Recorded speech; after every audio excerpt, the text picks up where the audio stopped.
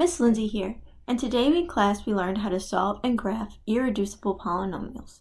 So I'm going to give you a brief summary of what we learned. Firstly, let's complete the do now.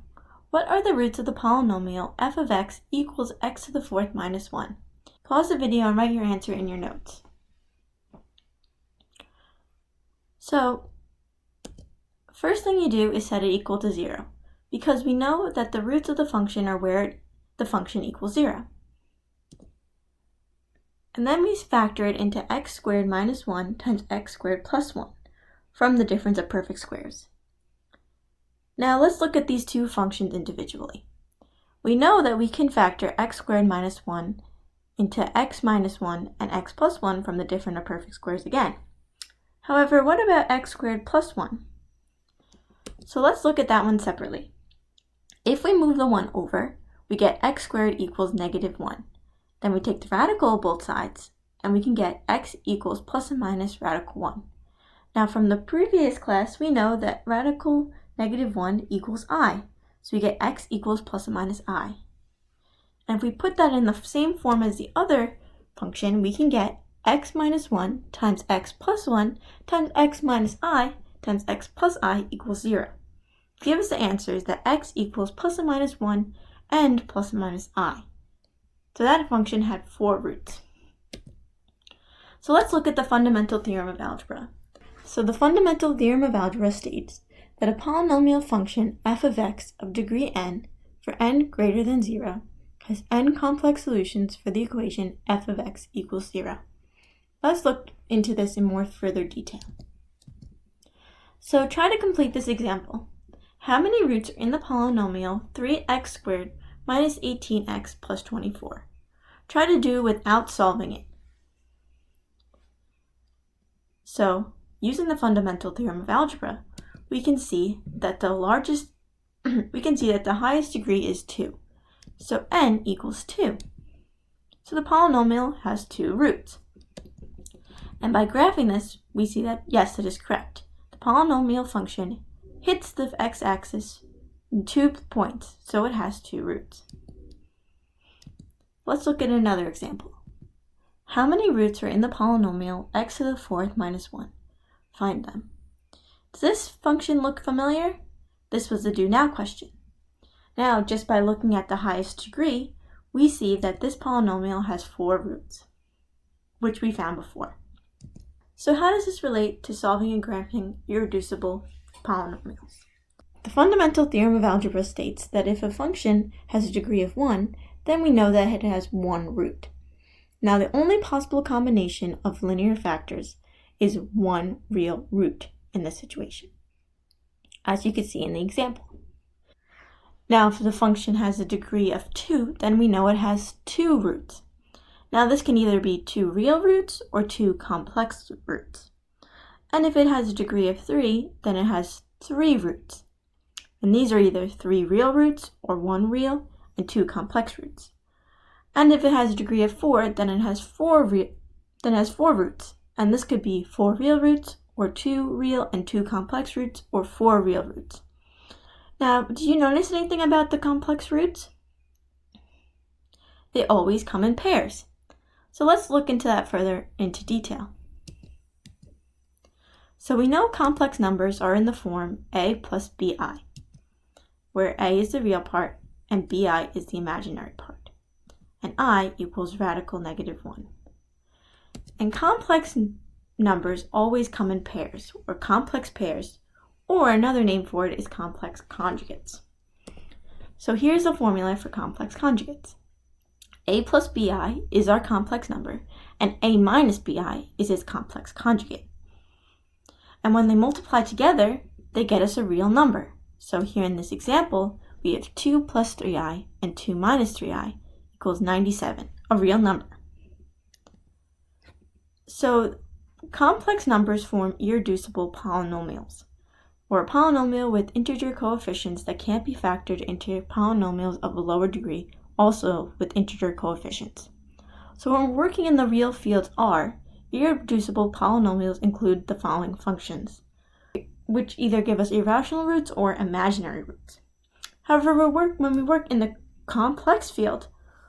All these solutions are reducible using the methods we learned from before, including difference of perfect squares, complete the square, and quadratic equation. So let's look at it to complete the square. So find the roots of the polynomial x squared minus 4x plus 8. You can pause the video if you think you know how to solve this using complete the square. So let's see how you did. First thing we do is set the equation equal to 0. Then we move the 8 over and leave a space to put an extra integer. So we do negative 4 divided by 2, which gives us negative 2, and then we square the negative 2 to get positive 4. So we get x squared minus 4x plus 4 equals negative 4. Then we simplify this to x minus 2 squared equals negative 4. Take the radical of both sides, simplify it to get x minus 2 equals plus or minus 2i. Now if you look, I simplified the radical 4 by separating it into radical negative 1 times radical 4. And we know that radical 4 equals 2, and that radical negative 1 equals I, so we get 2i. Then we move the 2 over, and we get x equals 2 plus or minus 2i. Now follow the link in the description below to a GeoGebra activity, where you will move the sliders to try to solve the following function. And here it is. This is what your graph should look like.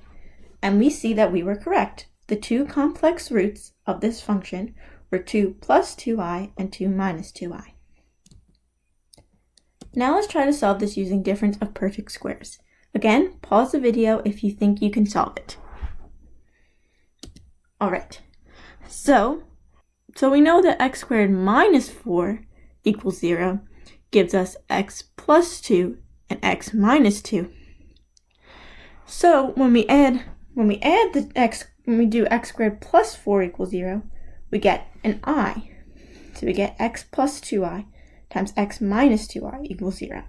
So we simply get x equals plus or minus 2i. Again, follow the link and complete the GeoGebra activity. You can also follow this GeoGebra website to see this model in 3D. And here in the 2D model, we get that we were correct. The two complex roots of this polynomial were plus 2i and minus 2i. Now let's try to solve this using the quadratic formula. So we set the polynomial equal to 0. Then we state the quadratic formula. We plug in a, b, and c from our polynomial and simplify. So here we get a radical negative 4, which from the previous example we know is equal to 2i. So we simplify that further and we get x equals negative 1 plus or minus I. And in the graph we see that we were correct. Two complex roots of this function are negative 1 plus I and negative 1 minus I. Now try to solve this question on your own. How many roots are in the polynomial x squared minus 8x plus 17? Use complete the square. Are the solutions real or imaginary? Alright, let's see if you're right. So what I did was I moved the 17 over, then I got a 16 in the blanks. I simplified, and I got x minus 4 squared equals negative 1. I took the radical of both sides to get x minus 4 equals plus or minus I. Moved the 4 over to get x equals 4 plus or minus I. And then graph the solution, and you'll see that we were correct. Now try this example on your own. Alright, let's see how you did. First, we set it equal to 0, and then we take a difference of perfect squares. Now, 20 is not a perfect square, but radical 20 is a perfect square because a radical times itself equals the real number. So radical 20 times radical 20 equals 20. So we get x minus radical 20i times x plus radical 20i equals 0.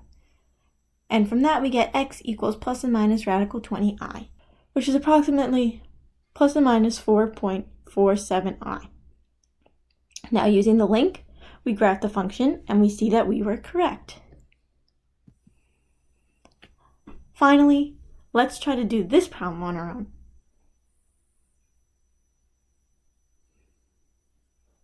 All right, so what you do here is you set it equal to 0.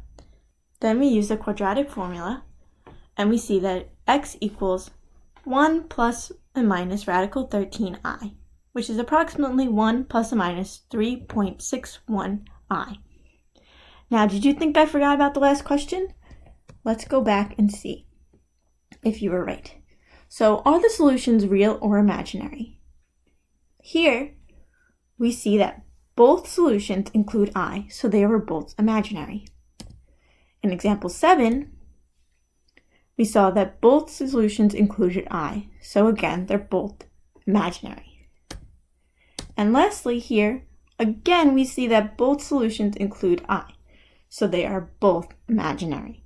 So in all three of those examples, the solutions were imaginary. Finally, let's try to complete this exit ticket. I will be collecting this from you when I see you in class. So we know that there are two solutions to the radical 1 to radical 1 and negative 1.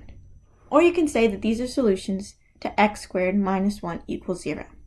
And we get this because if we have x equals radical 1, we square both sides, we get x squared equals 1. Then we move the 1 over, we get x squared minus 1 equals 0. So 1 and negative 1 are solutions to x squared minus 1 equals 0. We also know that there are 4 solutions to x to the 4th minus 1 equals 0 from the do now. So recall these 4 solutions and write them down on your exit ticket. And how many solutions are there to x to the 16th minus 1 equals 0? What are these solutions? Can you figure that out? All right, have a good rest of your day. I'll see you tomorrow. Bye!